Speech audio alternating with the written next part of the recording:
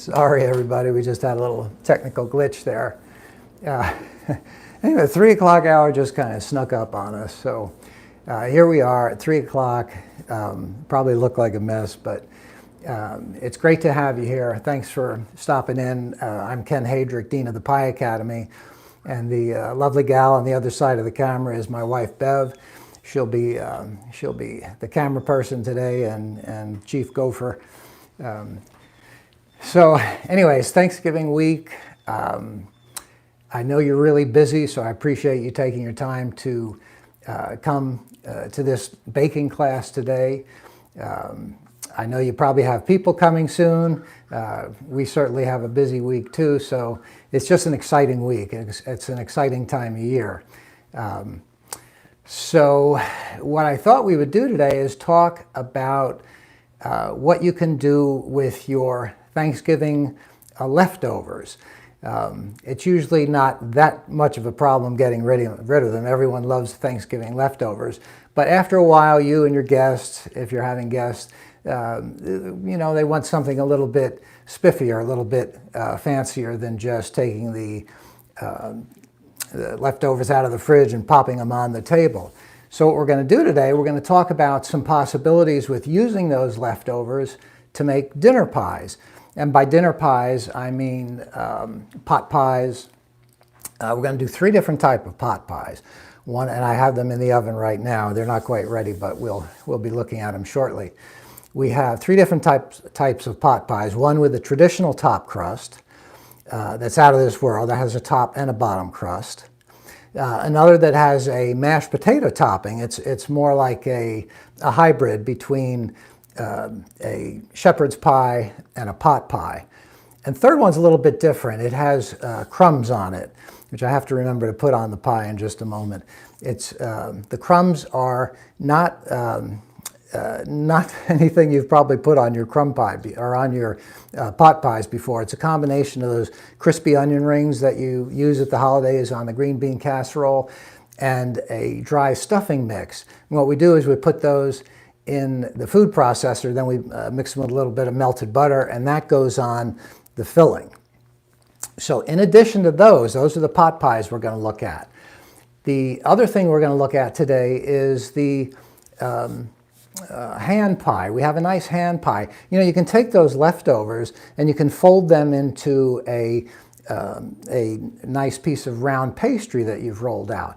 And we're going to do that as well. And I'll show you that. It's another one I have in the oven.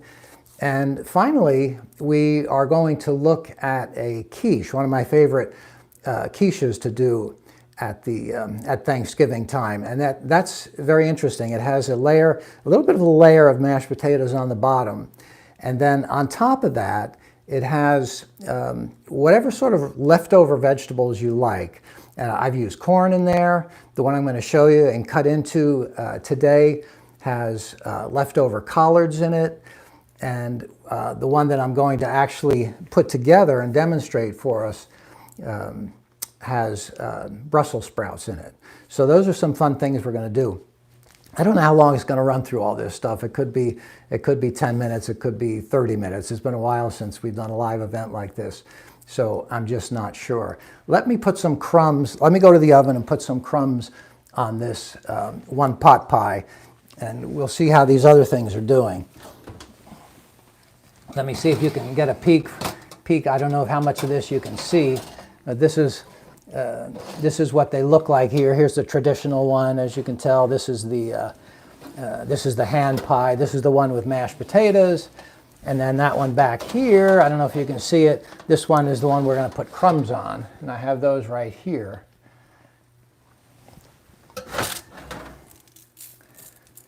We'll put those on for a little bit.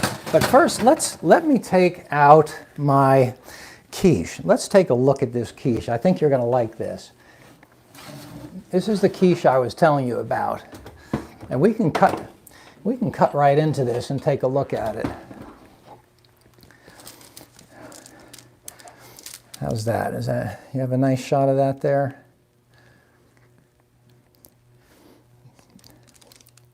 This was baked in a tart pan with 2-inch sides on it. And I'm going to take this and cut it in just a moment here, so you can see what the insides look like. Many quiche, and this was done in a quiche pan with a removable sides. You probably see how the bottom is free from the sides. All you do is you slip the quiche onto, do we have that pan around? I'll show you the pan in a minute. It's over here. Hang on.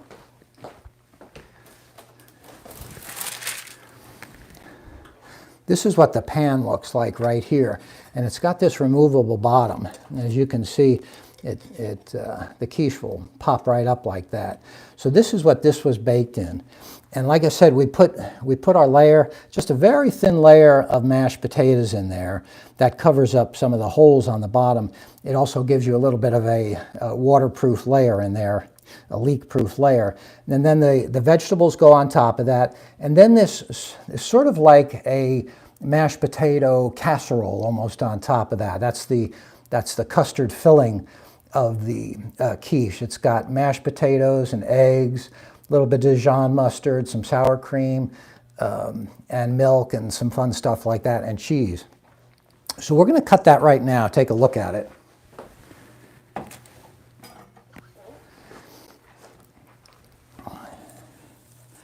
I'll cut it here just because it's going to be easier for me to cut it, but then I'll turn it so you can have a look at it.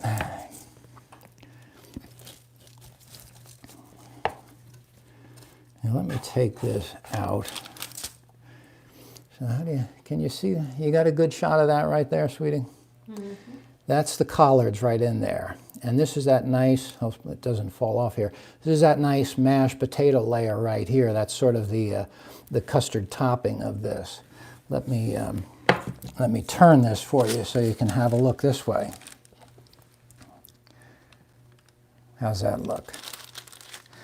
Now the nice thing about this is, like I said earlier, you can have any kind of vegetable in there, leftover vegetable that you like. The one I made the other day had Brussels sprouts at the bottom, like I'm going to show you today. And in the topping, I like to put cheese. So you can put blue cheese in there. I put the blue cheese in with the topping the other day with the mashed potatoes. And today we'll put some blue cheese in there as well. But if you used corn on the bottom, a lot of people like corn with cheddar cheese. That would be a really nice combination too. So let me put this aside.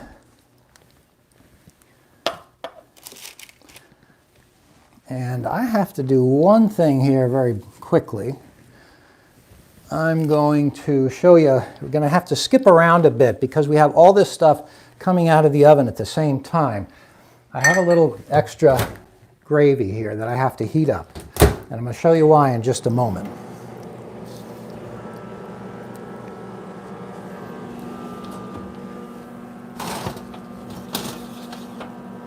These are going to go back in, but I'm going to show you a little trick here, because one of the chronic problems with pot pies is that all the gravy tends to get absorbed into everything. And you get down into your pot pie and it's really nice. You got all those vegetables and everything, but it's a little bit dry. So here's a little trick I'm going to show you. Some people might say this is a little criminal to take this nice looking hand pie and make a hole in it. But what I'm going to do is I'm going to bust this open here a little bit. And I'm going to pour some of this hot gravy down inside. And then we're going to put this back in the oven. Don't worry if you get a little bit on top. I'm going to bust this open a little bit here too. This is our top crust pot pie, top and bottom crust. Now let's put this back in the oven.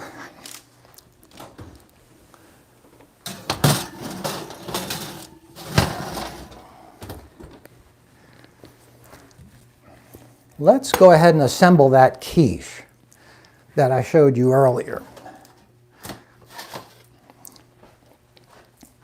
Now, like I said earlier, this is a quiche pan with 2-inch sides. Quite typically, they have 1-inch size, but this is a taller one. And I like the taller one because if it does have layers, if your quiche does have layers, it's much more striated. You can tell a lot better what the different layers are. That's why I like that. So the first thing we're going to do, this is a pre-baked shell. Let me show you something fun, how I've been pre-baking my shells lately. You know, I normally have, I pretty much always have used the foil and the beans. You know, you take your pie pastry. This one's already baked, but after you chill it, you take and you push your foil in there, and then you put your beans in, and then you pre-bake it. Well, look what I've been using lately. This looks like my Easter bonnet, but it's actually take a guess what that is. What does it look like? It's a coffee filter, exactly. So what we do is we take this, we put it in there, and we fill it with our beans before we pre-bake the pastry. And people always ask me, how many beans do you put in there? Well, more than you think. Not this many. This is the bean jar that we take to the getaway with us, the Low Country Pie getaway every year. The amount of beans you need in something like this is actually much closer to like a quart jar full of beans. Probably about 2 pounds of beans is plenty. So what we're going to do is we're going to take some of our leftover mashed potatoes and we're going to spread them over the bottom crust. Not a ton, just a little bit of extra in there, a little bit of, like I say, a little bit of moisture proofing for the bottom. This way, if you have liquidy, you know, if your vegetables have a little bit of excess liquid in them, it'll catch that before they moisten the pastry. So you put that in there, and then let me put that away. Now here's our Brussels sprouts. This is one of my Brussels sprouts is one of our favorite vegetables. We love these. Our favorite way of eating them is we roast them. I didn't roast them in here. What we'll do is we'll halve or quarter the Brussels sprouts. We'll spread them with oil and some seasonings, and then we'll spread them out on a baking sheet lined with parchment. I have parchment on everything because it saves so much work in the cleanup. And a little salt and pepper, and oh, I tell you, these things are so good. We eat them all the time. So you have them left over for Thanksgiving. What are you going to do with them? Well, you're going to put them in this nice quiche. So I don't know exactly how many that was. It was probably about 1.5 pounds of Brussels sprouts. Now at this point, like I said, when I made this one the other day, I put a little blue cheese in it. So you could put the blue cheese right on top of the Brussels sprouts. Or you can incorporate it into the mashed potato mixture. So that's what I'm trying to say. And that's right here. I've been promising you the recipes and I haven't forgotten. One of the reasons I haven't sent you the recipes yet is I've been tweaking this recipe all week. I've made it several times. But I promised I will get you the recipes very quickly tomorrow. And so now that I know the secret formula for all the recipes, that's what I'll do. So this is the mashed potato mixture. It's mashed potatoes, 3 eggs, a little bit of Dijon mustard, a little bit of sour cream, a little bit of half and half or milk, and that's about it. I'm being very vague on the ingredients because I want you to wait until I send them to you before you actually make this. But that's all there is to it. Oh, the cheese, that was also in there. And that's what it looks like. So that goes in the oven about 375 degrees, roughly 45 minutes. At that point, you'll see the topping, this mashed potato topping, gets fairly firm. So about 45 minutes I've been finding is about what it takes. So that's our quiche. I wish I could I wish I could send some right through the camera for you. Let me show you what that looks like a little closer.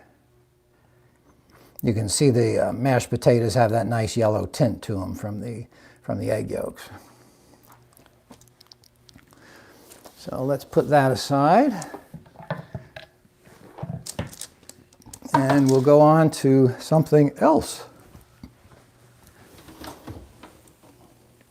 Okay, let me take this out of here. I'll show you the I'm going to show you the hand pie. Now these hand pies are nice. You know, they're called hand pies, but you know, the fact of the matter is it would be it's easier to eat these things out of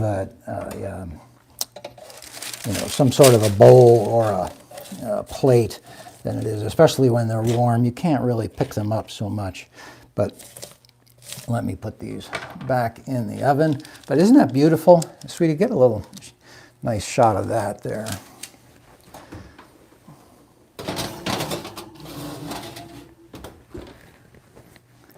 I'll be right back. I have to go to the refrigerator here and grab something. I'll show you how we assemble these.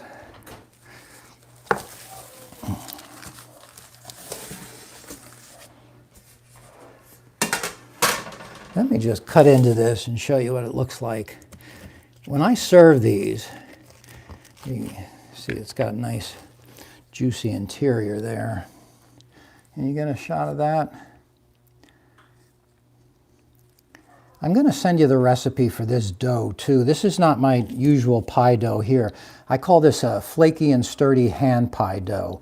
And it is good for that reason. It's both those things. It's very flaky, as you can see from the top there. There's lots of nice little flakes.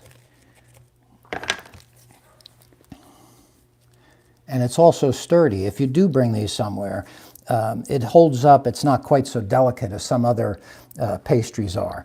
So when I serve these, what I do is I'll put them right in like a low soup bowl or something like that.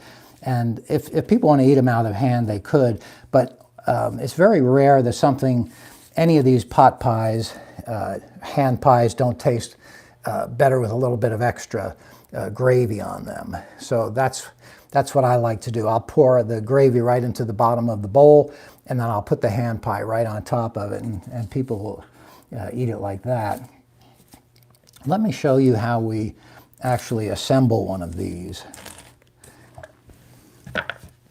Is that out of the way, or should I move that, sweetie? Okay. So what I'm going to do, this is our dough. This is 1/4 of the dough recipe that I'll be sending you. And I've rolled it into about a 8.5, 9-inch circle. And what we're going to do from there is I'm going to get some of my vegetable mixture. These are my leftover vegetables from, in theory at least, from Thanksgiving. This is actually corn that we put up this summer, and the peas are frozen, and the carrots I cut up and cooked yesterday. So that's our leftover vegetables. This is our leftover turkey/chicken. It's actually chicken, but by the end of the week, it'll be turkey. And I'm going to take some of my gravy here. I'll send you the recipe for the gravy too, and I'm just going to moisten it. The hand pies, you can't moisten too much because you don't want it leaking out all over the place. So all I'm going to do is moisten it a little bit, and then I'm going to imagine a line down the center of this rolled out pastry, and I'm going to put it right on there like so. And the tendency is to you always overfill these things. I do too, but you get a much better seal if you leave a nice wide border like that and don't stuff them too full. So what I want to do is, I normally use water for this. My water is not handy, but I'm going to use a little bit of the egg wash. Put that along the edge here.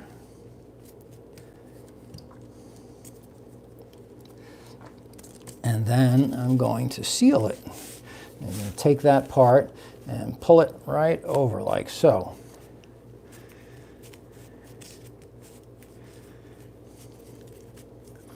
And that seals it. Isn't that pretty? And we do one more little crimp on it. We take this edge here, put a little extra moistening on it, and we turn that up and pinch it. I'm going to hold it up for you in just a second. You can't see what I'm doing back here. I'm just turning the edge up a little bit and pressing it down and pinching on it.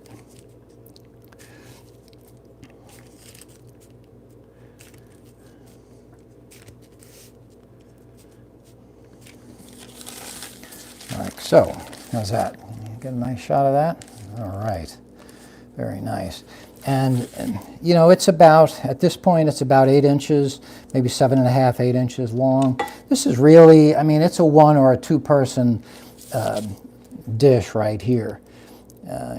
So what we'll do now is that you can make nice little slits like this. Later on, you can make that one a little bigger because you're going to pour your gravy in there at some point late in the baking. So that's how we make those. They're very easy.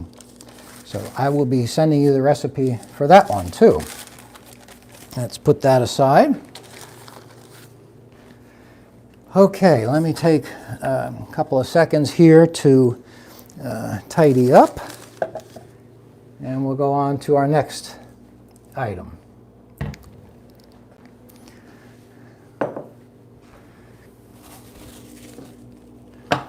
Now, let's talk about different size pans for pot pies.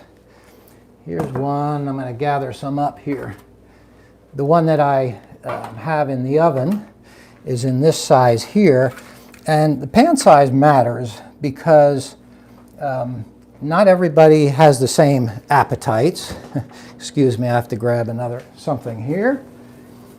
Not everybody has the same appetites, and not every occasion calls for, you know, the same size pan. This pan here, these are the ones you can typically find in the grocery store. That's probably the easiest, excuse me, pan size to find, and it's about 5 inches across, and they call it pot pie pans. If you have among your crowd a big strapping young guys who have hearty appetites, that makes a really good sized pot pie right there. And the nice thing about this is too, you know, this is my nice Le Creuset individual pie pan here. Holds a little bit less than that, but the problem with this is you can't, I mean, there's only so long you want to keep these in the freezer. This you can put in the freezer if you have a lot of leftovers, say, and you're making 10, 12 of these things like we did last year. You can stick these in the freezer for you know, weeks, months on end, and you're not missing your good pan. If you put this in the freezer, you're going to end up missing it at some point. So that's the reason I like these foil pans. This one is a foil pan too. This is a couple of sizes down from this one. It measures about 4 inches across here, and one of the things I like to do with these is you can increase the capacity of any of these pans quite a bit. It comes in especially handy with the smaller pans by making a nice high ruffled edge like this. So just keep that in mind. If the pan you have is on the small side, just remember that you can make the sides higher, and that will give you more capacity. The pan will hold more. So those are a couple of different sizes that we use. This one also. And let's take a look one more time at our pot pies and see how they're doing.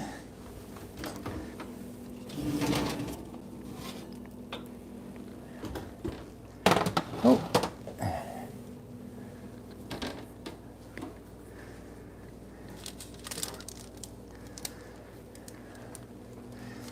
Now, this is the one with crumbs.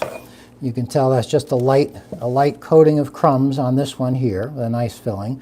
This one needs a little more time. I want to see the filling busting up through the top of the pastry here.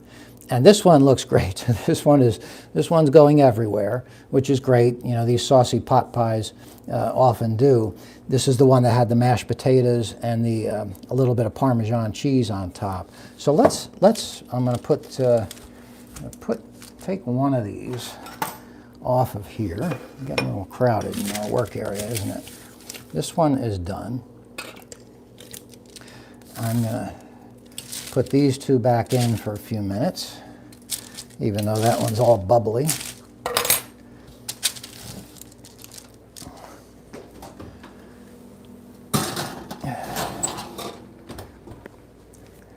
So let's assemble that top crust one. I have that foil pan right here with one of our pastry shells in it. This is done ahead of time. When you do these pastry shells, one thing you sort of have to regulate is how big you have to roll the dough depending on the size of the pan.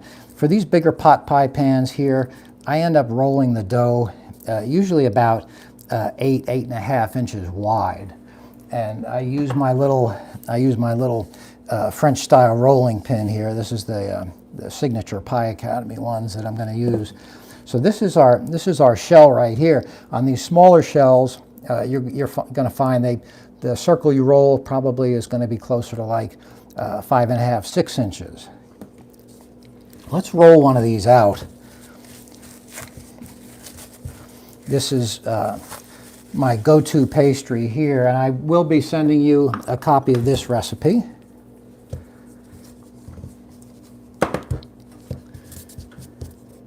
This will be the top crust since we already have the bottom crust there. And that's all we do. One of the reasons I like these French style pins, and ours in particular, is because it's narrow enough that you can actually see what you're doing here. And these narrow pins with the tapered sides, it allows you to control the direction of that you're rolling the pastry in. It gives you a lot more control than the big hefty American style pin. Those big bakery pins, those are great once you get the dough a little bit bigger, but when you're starting to roll a dough, or you're rolling a small portion of dough like this, I much prefer this French style pin. Our Pie Academy pin here, these are made to our specs, and I actually had them put these hash marks on here. These two outer hash marks are 13 inches apart, and the 13 inches is normal. The normal size you would roll the pastry out to if you were doing a full-size pie. This is 8 inches here, these two inside hash marks, and that 8 inches is a good size for your pot pies. Anyway, that's because this is the top crust, I don't need it any bigger than that. So I'm gonna just leave it at that. So let me get my gravy, my vegetables, and what I'm gonna do is I'm gonna moisten the vegetables and some of the turkey chicken, whichever you choose. And that's going to go in there. And I'll moisten it a little bit with our gravy, like so. But then I'm going to put a good amount of gravy in the bottom of this thing, because like I said, one of the chronic problems with pot pies is that they dry up. That gravy tends to evaporate and reabsorb into the vegetables and into the pastry, and you tuck into this thing and you wonder where all the gravy go.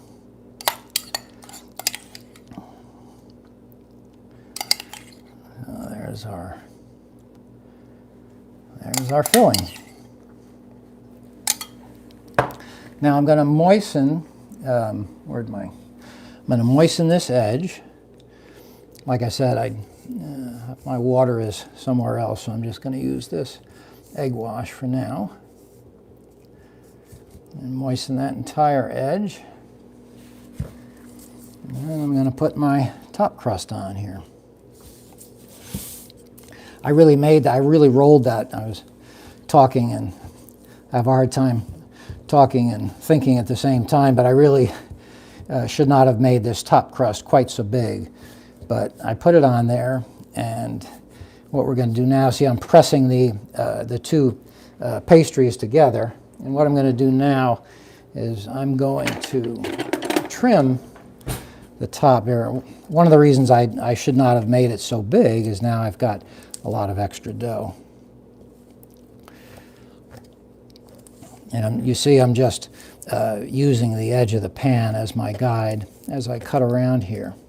And that's all there is to it. I would not, by the way, waste that dough. This I'm going to, you know, ball up, and I'm going to use that to line another pie pan with. So that will not be wasted.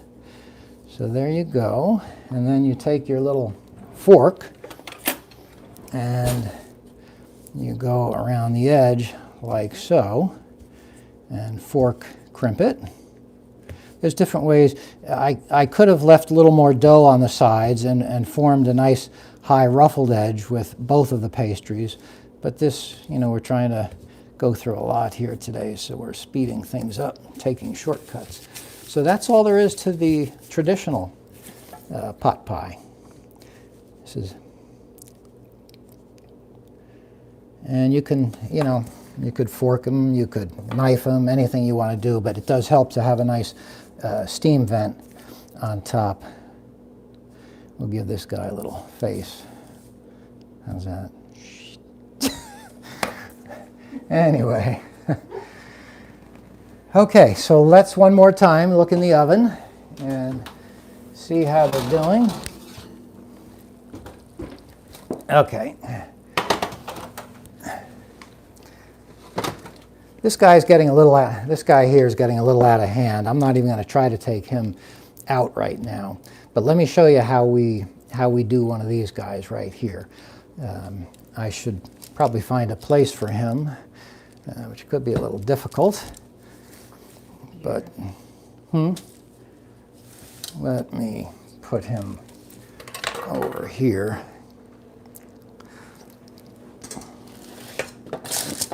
I'll be right back to you.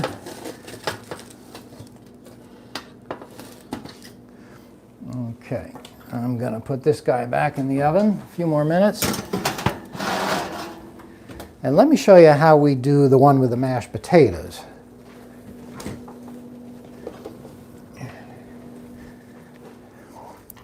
This is also the foil pot pie pan. This is very similar to what we just did. We're going to take some of our vegetables, and again, this could be any vegetable. It could be green beans and carrots and corn. It could be just about anything you like. Put some more of our, turkey chicken in here. And we'll moisten it. A little bit of gravy. I'm getting low on gravy. I'm going to have to be a little bit stingy here.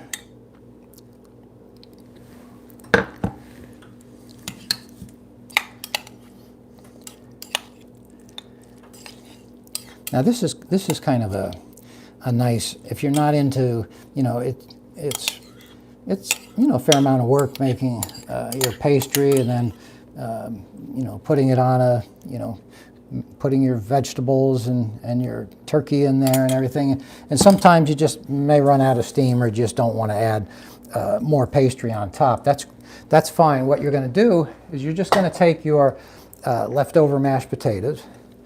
And these are our leftover mashed potatoes. And, the second day you may want to taste them again, see how they taste to you, that maybe they need a little more seasoning. These I really should loosen up a little bit before I put it on here, and maybe add a little bit more moisture to it, but you'll get the idea. The mashed potatoes go on top. When they heat up, of course, they're going to loosen up. So they could be a little looser than this, but you don't really, you don't want to make them too loose, because when they heat up, they're going to loosen up some more. So you get the top like that, And then you put your Parmesan cheese on there, and that's all there is to it. Again, this one did not have quite enough gravy. I'm running out of gravy, but that's how simple that one is. And like the others, this one goes into the oven, you know, about 375, 400 degrees. I'd start it at about 40 minutes. Take a look at it after 40 minutes. See how it looks, and then, you know, see if it needs a little bit more time. And that's all there is to that one.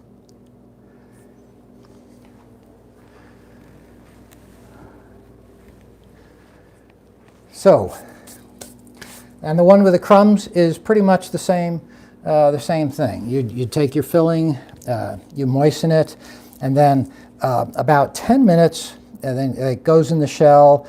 You bake it for a bit.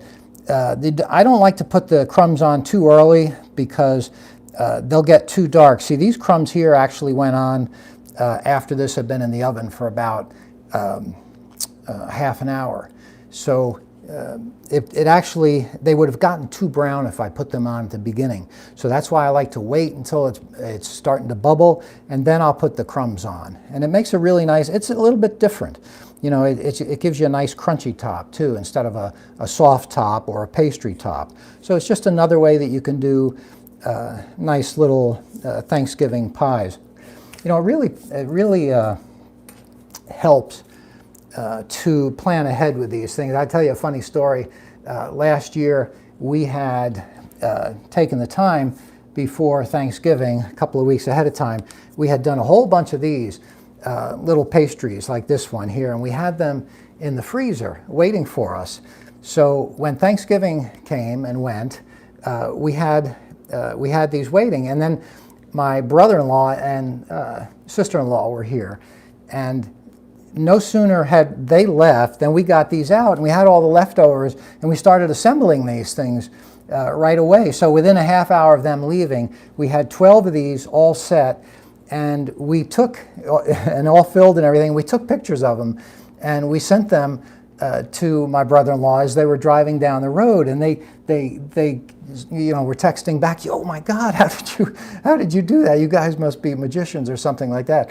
And it was just, we're not magicians, but it's just, that's the benefit of planning what you're going to do in the kitchen. We all do better. You know, it's human nature that we all do better in the kitchen when we're planning ahead.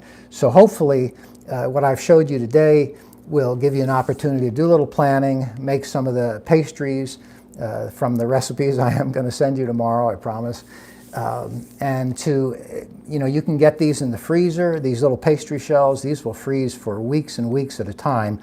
I've had pastry shells in the freezer for months, actually. So that part of it you can do ahead of time, and that makes it very easy when it comes, or much easier when it comes to next weekend and you're looking to make some of these hand pies.